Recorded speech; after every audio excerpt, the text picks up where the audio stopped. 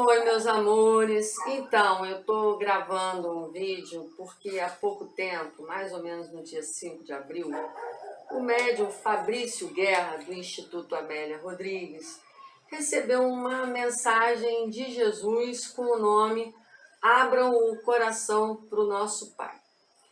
E aí, o que acontece? Essa mensagem mexeu profundamente comigo, mas eu acredito que ela esbarra na fé de todo mundo. E os espíritas, inclusive, têm uma tendência de achar que sempre que tem uma comunicação de Jesus, ela vai ser a comunicação de um espírito mistificador. Então, quer dizer, Jesus não pode se comunicar nunca, ou Jesus não pode falar alguma coisa contra o entendimento dos espíritas, que as pessoas vão achar que ele é um mistificador. Você veja o tema. Abram o coração para o nosso Pai. O que acontece? Ele é um tema centrado principalmente no primeiro grande mandamento cristão, né? Que é amar a Deus sobre todas as coisas. E o que acontece? Alguns espíritas acreditam em Deus como sendo um conjunto de espíritos. E alguns outros acreditam em Deus como uma força. Tem aqueles que acreditam em Deus como um espírito também, mas tem essa diversidade de entendimentos. Agora, se Jesus não acreditasse num Deus único, e sim em espíritos, como se fosse uma divindade, ele teria ido aos romanos e não aos judeus, pois os romanos acreditavam em espíritos como se fossem deuses, né? Aqueles deuses gregos eram espíritos, né? Por isso eu acho que seria uma boa oportunidade para esses espíritas repensarem os seus conceitos, né? Pois a gente não ama algo também, se fosse uma força. Você ama alguém, né? A gente só ama alguém. Quando você ama algo, não é um amor elevado, não é verdade? E amar a Deus sobre todas as coisas pressupõe um amor genuíno, né? Então eu vou começar a ler a mensagem do Fabrício Guerra, depois eu vou fazer mais uns pequenos comentários, pontuais só uma coisinha ou outra, e aí a gente encerra, que a mensagem também é bem grandinha, tá? Então vamos lá, olha. Começa. E o Fabrício é tão engraçado para ler essa mensagem, que ele fica confuso, que está escutando, aí ele faz assim, ele olha para cá, ele olha para cima, mas é muito complicado. Você está escutando e está gravando um vídeo ao mesmo tempo para as pessoas escutarem, as pessoas estarem escutando, a pessoa está falando, né? Então eu compreendo isso. Alguém achou estranho, ficou pensando diferente, mas de fato eu acredito. Já vi o Fabrício recebendo mensagens e a reação dele é assim também, entendeu? Então é assim. Queridos irmãos, amados, é tempo de reviverem em vossos corações uma nova reflexão e, se me permitirem, viverem um novo caminho e uma nova forma de se relacionar com o nosso Pai. Chegou o tempo de vocês pararem de ver os meus passos como a sua salvação. Chegou o tempo de vocês pararem de dar a relevância pelos meus atos e acharem por eles uma explicação. Vocês estão deixando de cumprir a missão das vossas vidas, parecendo crianças, querendo mais entender o porquê ainda estão aqui do que se permitirem fazer o que vocês devem fazer. O que já está vivo no seu coração. Emanem os seus pensamentos e os seus sentimentos direto ao nosso Pai maior. Foi essa a missão do meu viver e o sentido de todos os atos a mim confiados. Nessa passagem, que ainda segue viva, mas não ativa e presente na vida de vocês. Escutem aquilo que eu disse e parem de querer ser vocês que viabilizarão os atos consumados e confirmados das suas ações. Pois se eu aí tivesse essa exigência na minha vida, eu nada seria. Nós estaríamos todos aqui ainda procurando a direção. Portanto, é tempo e momento de vocês decidirem a escolha e a direção do vosso caminhar. É tempo da separação do joio e do trigo, luz e sombra. Eis o tempo da transformação, onde tudo aquilo que eu disse está em direta atuação. E aqueles que não se permitirem e aprenderem a reconhecer o seu valor e a sua própria relação com a luz do nosso Pai, aí, neste plano, não terão mais a sua função, pois é tempo e momento de nós retirarmos daí tudo o que é sombra e perturbação para transitar para este plano uma nova realidade de amor e de evolução. Por isso, tirem o vosso olhar daquilo que ainda não aconteceu e coloquem para dentro de vocês, do vosso ser, a nova realidade que vocês tanto esperam de todos que aí estão. É tempo de você tirar a cobrança. É tempo de você refazer o sentido da vossa obra. Por quê? Se vocês não estiverem aí para construir em nome do nosso Pai, estarão tomando das mãos desse, que é o nosso Criador, a obra do vosso próprio reino. A vida não precisa mais dessa explicação. A vida não precisa mais de salvação, porque há 2000 anos atrás eu aí estive para dar ao seu caminho a direção. Portanto, não pensem na minha vida com dor, com tristeza e rancor, pois a minha passagem aí tinha a única função de ser um estímulo e o caminho para você aprender a caminhar aí sem exigir a certeza e a clareza, apenas aprendendo a seguir com amor e por todos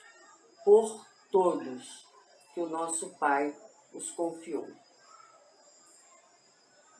Sendo vocês, meus queridos, meus amados, o novo instrumento divino de luz e transformação. Pois não cabe apenas um filho do Pai ser o único representante das suas ações. Há muito o que fazer, mas para vocês fazerem, vocês precisam se permitir escolherem e assumirem a posição do porquê aí estão. Porque se vocês olharem todas as anotações da minha passagem e refletirem nas vossas ações, entenderão a simplicidade e a clareza do que falta no vosso viver, sendo este, meus amados, o meu único e importante papel de demonstrar em corpo físico e na mesma condição e realidade de vocês o seu valor e a sua capacidade de estar em nome do nosso Pai.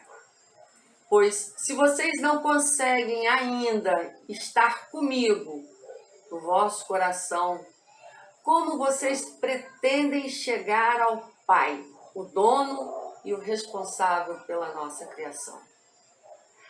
A todos aqueles que ainda, pela vossa criação, a todos aqueles que ainda estão com dor e sofrimento no coração, é tempo de reflexão, porque a vocês eu dei o caminho. Entreguem a mim o vosso peso, pois eu dei a vocês a responsabilidade de a mim apenas seguir os exemplos de como ser, de como caminhar e de como estar na vida material em nome do nosso Pai. Que a luz desse momento reflita em vossos corações. Que a conexão de amor resista a todo medo, toda dor e toda tristeza que até aqui você carregou sozinho. E que juntos como aí eu pude lhes entregar o caminho, sejamos nós aqueles que assumiremos a nova realidade da terra do meu Pai, da terra do seu Pai.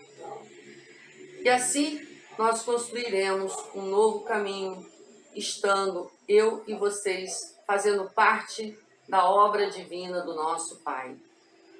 Abram o olhar, vosso coração.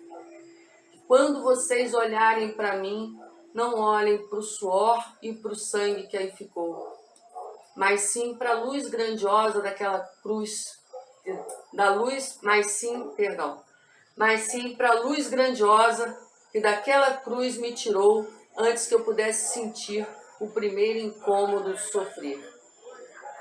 Eis aí o sentido e o valor de um filho de Deus que aí segue em desígnio dos seus irmãos. Abra o coração para o nosso Pai. A vossa vida não se move por uma religião, mas sim pela frequência de amor que o mantém vivo e conectado por todo o seu viver, com o poder do nosso Criador. O meu Pai, o nosso Pai, é e sempre será o nosso verdadeiro condutor. Nunca mais se permita caminhar aí sem com ele se conectar. E a chave, meus irmãos, não é se tornarem grandes de corpo, de matéria ou de espírito, mas sim se permitirem a sentir o mais simples amor de um filho de Deus. Que Deus os abençoe. Muito boa mensagem, né? Muito boa mensagem. Então, só alguns comentários, né? Por que para mim essa mensagem ela tá bem pontual? Porque nessa primeira parte em que ele fala para nós nos modificarmos no modo de nós nos relacionarmos com o Pai, né? E deixarmos de ver os passos dele como a nossa salvação, isso para mim é muito significativo, porque na Igreja Católica tem uma linha de padres que está introduzindo falas como, por exemplo, que o Santo Evangelho perdoe os nossos pecados, né? E são palavras assim, no meu entendimento, desconexa, né? Mas se tenta jogar para o perdão dos pecados na vida de Jesus, como se a vida de Jesus perdoasse os pecados das pessoas. E não é verdade. Se você não correr atrás de se modificar, não vai ser a vida de Jesus que vai se modificar, né? Os evangélicos também têm o costume de dizer que basta aceitar Jesus, né, que você já está salvo. Mas, no entanto, muitas vezes não basta você aceitar Jesus, você realmente tem que seguir Jesus. Não só aceitar, mas seguir, né? Agir como ele, né? E aí ele coloca que chegou a hora de dar relevância para os atos dele e por eles acharem uma explicação. Porque é justamente isso, pararem de endeusar os atos dele e começarem a encontrar uma explicação para as nossas vidas através deles, né? Ele está falando da mistificação da fé.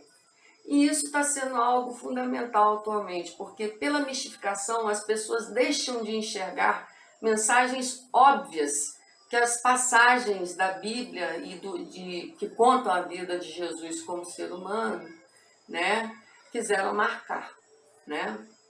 Como alerta o Evangelho Secreto da Virgem Maria de Santiago Martim, o ponto mais difícil seria as pessoas verem Jesus como um ser humano e não apenas como uma ideia, idolatrada ou não, mas apenas como ideia.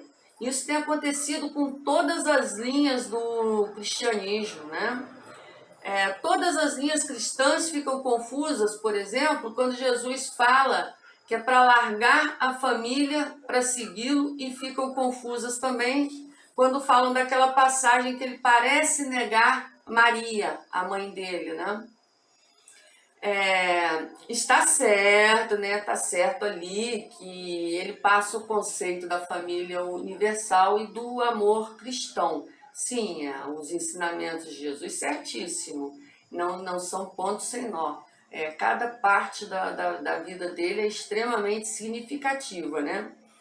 Mas acontece que as pessoas deixam de observar o óbvio, né? Porque ele estava no meio de uma multidão de desconhecidos para nós, né? Porque ele sabia quem estava ali, né? E que ele sabia muito bem que tinham pessoas ali que queriam assassiná-lo, né? O que você faria se fosse a sua mãe? Você ia apresentar a sua mãe? Você ia falar assim: olha, gente, vocês que querem me matar, olha, aqui tem alguém muito mais fácil de matar do que eu, minha mãe, né? Então, e é por isso também que se fala em largar a família, porque quando a gente se submete a algum risco, os nossos familiares não querem que a gente se submeta a alguns riscos, então eles ficam tentando tomar decisão por você e, por outro lado, eles são o nosso ponto fraco. Então isso não é uma coisa romântica, não é uma questão dele negar a mãe, não ter amizade com a mãe e tal. É uma questão dele não poder apresentar a mãe dele, e ele também sempre fala a verdade. E realmente a mãe dele estava acompanhada de pessoas que não estavam, eram da família dele, mas não estavam se comportando como se fosse família dele, né? Então, o que acontece? E a gente corre risco de vida, tem que largar os nossos familiares e corre risco de vida, porque na realidade nós vivemos numa estrutura sociopolítica que é anticristã, né? E a gente tem que enfrentar ela, né? Porque apesar de hoje em dia todo mundo falar em Cristo, parece que está tudo simples, tudo está pacificado.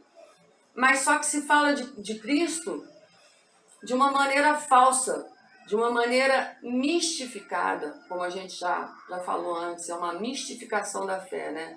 Por isso o cristianismo atual está sendo frouxo, como se ninguém precisasse fazer nada para ser um cristão. E, no entanto, precisa. Então, a vida de Jesus explica muito mais do que a sua adoração. E é com a vida dele que a gente tem que aprender mais, né? Tem a outra parte que ele fala que estão deixando de cumprir a missão das vossas vidas parecendo crianças, né? Sim, né? Só tentando se entender do jeito, entender o que estão fazendo aqui. Sim, nós estamos todos querendo nos entender e nos comportando como crianças sem fazer o que nós devemos fazer. Sim, estão tendo altas crises existenciais e altos níveis de enlouquecimento nos últimos tempos, porque nós entramos num processo de descrença muito grande, né? Você veja bem, como aconteceu esse processo de descrença? Esse processo de descrença não é um processo natural. Não é um processo natural. Kardec, por exemplo, identifica os espíritos zombedeiros como espíritos bem baixos, inferiores, né? Porque o deboche, ele combate a fé. Você já viu quando você conversa com uma pessoa debochada, o quanto ela breca o seu discurso, anulando tudo que você fala? E o quanto nós fomos imensamente seduzidos pelo deboche nos últimos tempos, rindo de coisas muito sérias, das quais nós não poderíamos rir, nós nos acostumamos a rir de gente machucando, de um monte de coisa errada, né? Através do humor da mídia e em todos os níveis. Então, há pouco tempo, teve um congresso ecumênico e os líderes religiosos conversaram a respeito disso justamente, né? Nós estávamos vivendo uma crise de confiança, porque na realidade é uma crise de fé, né? Confiança, ninguém mais também está querendo, a confiança já está defeituosa, né? Deficiente. Você já não acredita em mim mesmo? Eu posso fazer tudo aquilo, inclusive, que eu falei que eu não ia fazer. Isso está acontecendo. Os governantes fazem até o que eles falaram que eles não iam fazer, né? Mas eles deixaram de falar que é uma crise de confiança, é uma crise de fé mundial. E ela foi provocada. Ela foi provocada de uma maneira generalizada e de uma maneira psicológica, porque nós ficamos brincando de bruxos, né, de feiticeiros, brincando com humor que nós não deveríamos ter, criamos esses problemas sociais, inclusive com esse nível grande de enlouquecimento, né? Porque também a definição de Deus, o parâmetro de Deus, é uma definição importante a respeito disso. Eu falo disso a respeito dentro do meu livro Contra o Dominismo, o Despertar Gigante. Esse vídeo não é um vídeo de propaganda a ele, né? Mas serve para a gente falar também, que daqui a pouco ele já vai estar saindo, certo? Ele já está na fase de impressão, daqui a pouco vocês já vão poder comprá-lo, né? E também vai estar na internet, pelo menos em 5 línguas. Aí vocês vão poder ver. Mas, bom, por enquanto vamos continuar aqui com a nossa mensagem, né? Outra coisa que rebaixa também a fé, quer dizer, eu estou dizendo isso para justificar que a nossa fé foi bem destruída mesmo, e é normal a gente encontrar pessoas céticas e bem descrentes, né? Que é a alimentação na crença do mal. Veja bem, será possível que nós só temos más notícias? Os noticiários só têm más notícias. Será que não tem nada de bom para falar? Por exemplo, como funciona a prefeitura da minha cidade? Eu gostaria de saber. E por que massacrar a população com mais notícias? Já passou isso pela sua cabeça? Para causar medo e dominar pelo terror. Então isso leva também a essa crise toda, que no final se resume numa grande crise de identidade coletiva. Todo mundo está querendo se entender, ou, por outro lado, está confuso e às vezes nem sabe, né? E aí, na outra parte, né, ele fala: emanem os seus pensamentos e os seus sentimentos direto ao nosso Pai maior.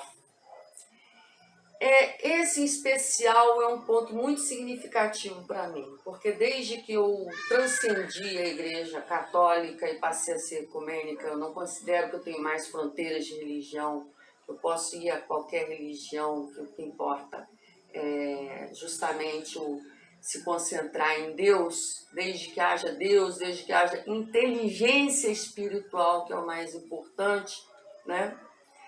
Eu senti que a minha fé foi meio abalado pelos entendimentos espíritas.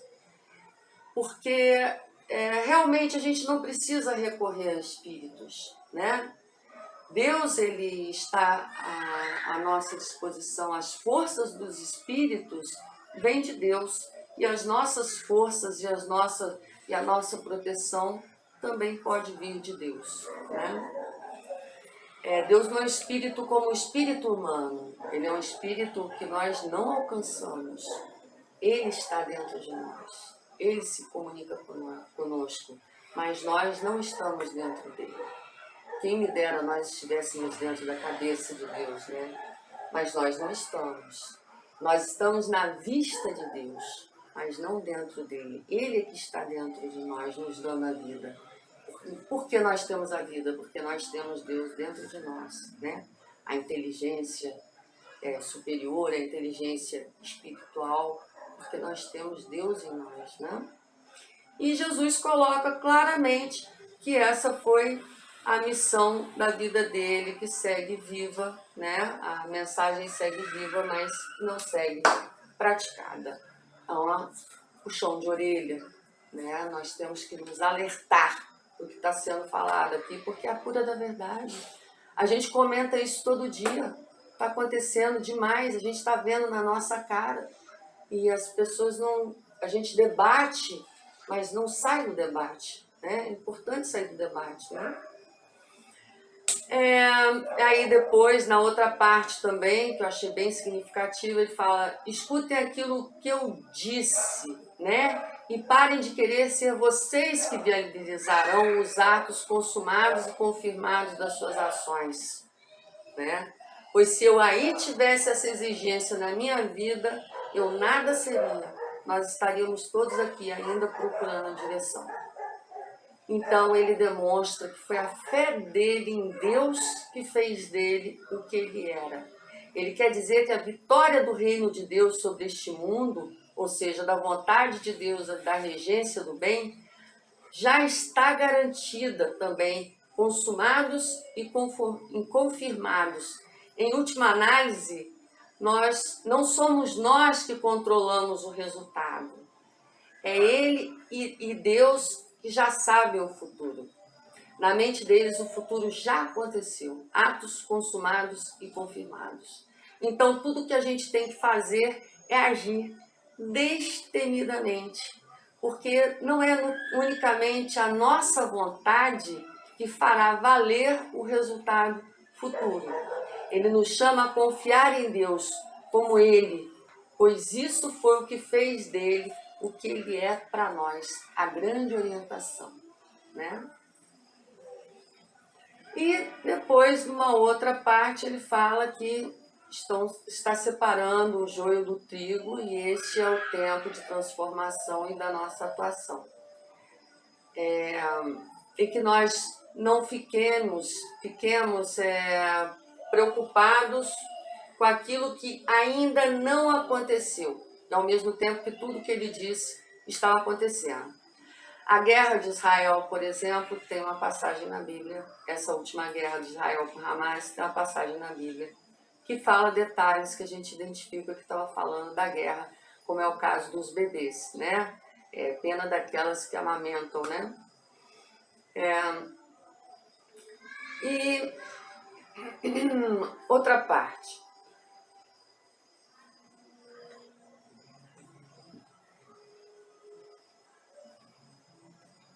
A parte final. Que ele fala assim, a vida não precisa mais desta explicação. A vida não precisa mais de salvação, porque há 2000 anos atrás eu aí estive para dar ao seu caminho a direção. Essa afirmação, que também é lógica, também mexe com a crença dos espíritas, porque a Bíblia traz muitas das respostas que eles acreditam que só teria sido revelada por Kardec. Kardec veio aprimorar, Kardec veio codificar, Kardec veio explicar, mas na realidade a mensagem já tinha sido trazida. Nós é que somos complicados demais para conseguir compreender. Então, há também a outra parte. Portanto, não pensem na minha vida com dor, com tristeza e rancor, pois a minha passagem aí tinha a única função de ser o estímulo e o caminho para você aprender a caminhar aí, sem exigir certeza e a clareza, apenas aprendendo a seguir com amor e por todos o que o nosso Pai os confiou, né? Porque também essa mensagem dele falar, não pensem na minha vida com dor, com tristeza, rancor, porque muitos se fixam apenas na dor sentida na cruz, né? E é um erro. O cristianismo fala justamente da ausência de dor e da vida eterna, né? E também tem muitos que pensam, devido à mensagem do Públio Lentulus, né, aquele senador romano, que foi o responsável pelo processo da crucificação de Jesus, contado no livro Há 2000 anos, né?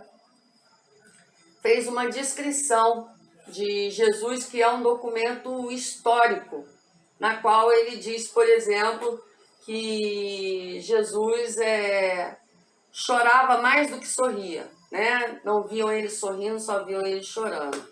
Mas quem leu o livro há 2000 anos, esse é um documento histórico, ele é real, né?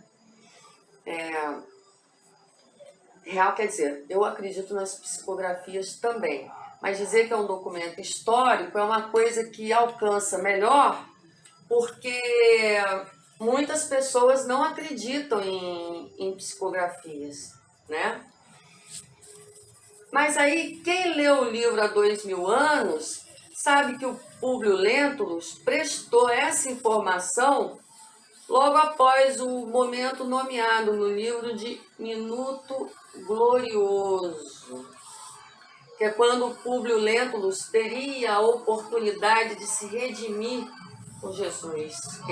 Eles conversaram, e sob o magnetismo de Jesus, Ele chorou copiosamente de joelhos quando ele tinha a vaidade de quase nunca ter chorado e ser o senador romano.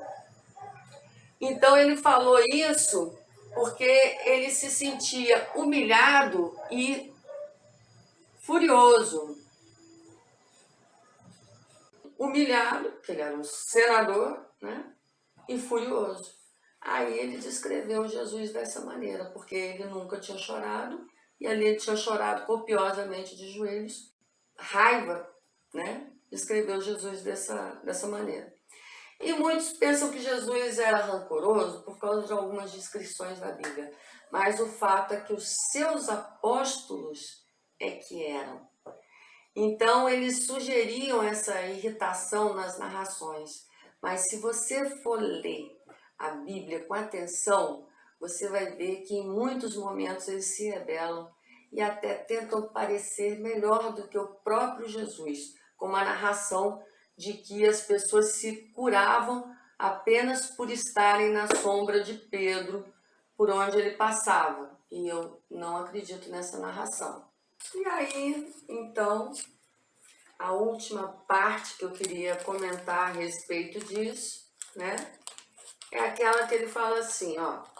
Abram o olhar do vosso coração e quando vocês olharem para mim, não olhem para o suor e para o sangue que aí ficou, mas sim para a luz grandiosa que daquela cruz me tirou antes que eu pudesse sentir o primeiro incômodo do sofrer.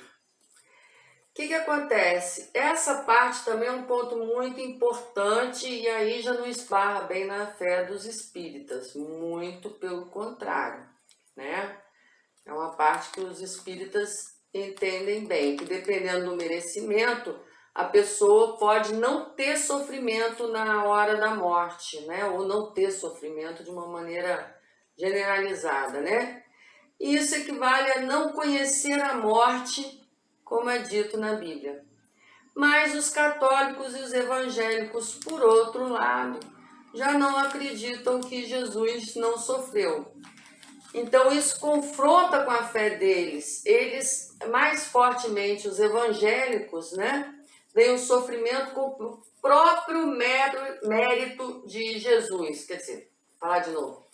Veem o sofrimento como o próprio mérito de Jesus. E os católicos, muitas vezes, chegam a se esquecer da sua ressurreição devido à imagem do crucifixo. Então, era isso, meus amores, que eu tinha para falar com vocês. Espero que vocês gostem desse vídeo, os meus amigos, né? E finalizando, né? Espero que todos abram realmente seus corações para essa mensagem de Jesus, que eu achei muito frutífera, tá bom? Um beijo, Deus abençoe a todos. E aguardem o Contra o Dominismo, que ele já está saindo, hein?